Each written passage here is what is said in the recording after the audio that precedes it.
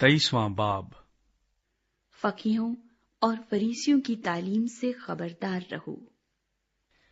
اس وقت یسوع نے بھیڑ سے اور اپنے شاگردوں سے یہ باتیں کہیں کہ فقیہ اور فریسی موسیٰ کی گدی پر بیٹھے ہیں۔ بس جو کچھ وہ تمہیں بتائیں وہ سب کرو اور مانو، لیکن ان کے سے کام نہ کرو، کیونکہ وہ کہتے ہیں اور کرتے نہیں۔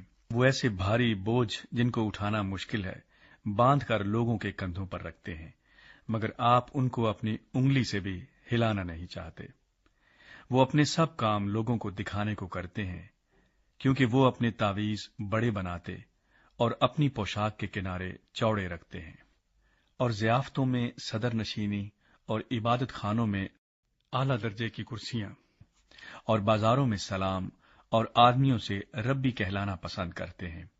مگر تم ربی نہ کہلاؤ، کیونکہ تمہارا استاد ایک ہی ہے اور تم سب بھائی ہو۔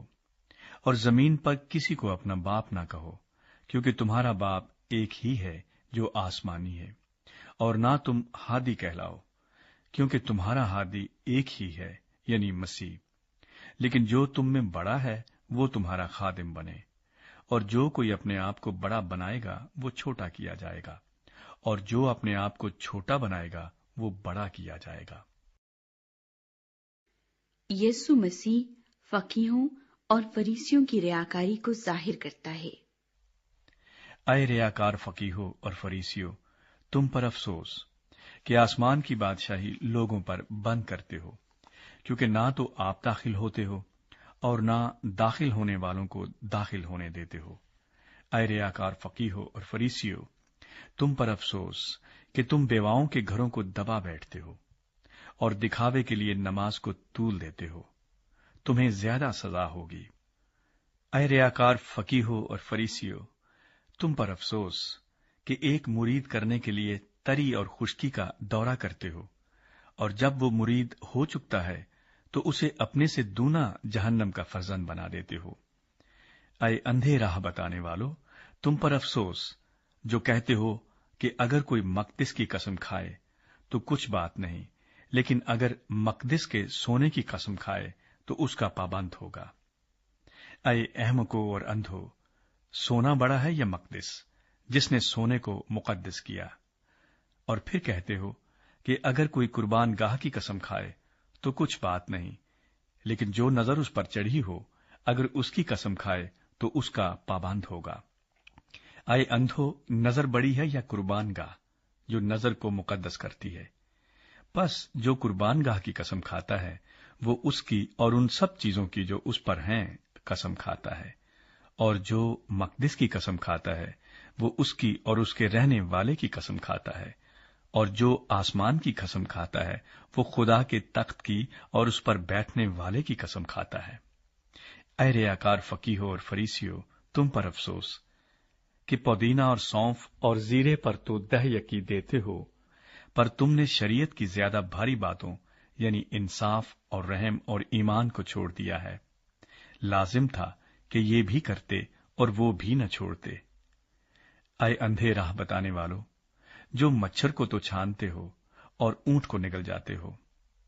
اے ریاکار فقیہو اور فریسیو، تم پر افسوس کہ پیالے اور رکابی کو اوپر سے صاف کرتے ہو، مگر وہ اندر لوٹ اور ناپرہیزگاری سے بھرے ہیں۔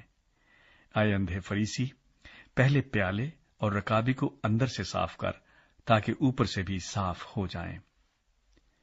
اے ریاکار فقیہو اور فریسیو، تم پر افسوس کہ تم سفیدی پھری ہوئی قبروں کی مانند ہو، جو اوپر سے تو خوبصورت دکھائی دیتی ہیں مگر اندر مردوں کی ہڈیوں اور ہر طرح کی نجاست سے بھری ہیں۔ اسی طرح تم بھی ظاہر میں تو لوگوں کو راست باز دکھائی دیتے ہو، مگر باطن میں ریاکاری اور بے دینی سے بھرے ہو۔ فقیہوں اور فریسیوں کی سزا کی پیش گوئی۔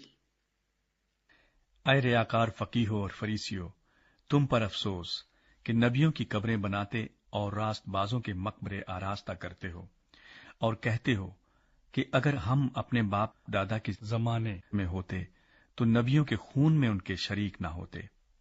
اس طرح تم اپنی نسبت گواہی دیتے ہو کہ تم نبیوں کے قاتلوں کے فرزند ہو، غرض اپنے باپ دادا کا پیمانہ بھر دو۔ اے سانپو، आए अफई के बच्चों, तुम जहन्नम की सजा से क्यों कर बचोगे? इसलिए देखो, मैं नबियों और दानाओं और फकीहों को तुम्हारे पास भेजता हूं।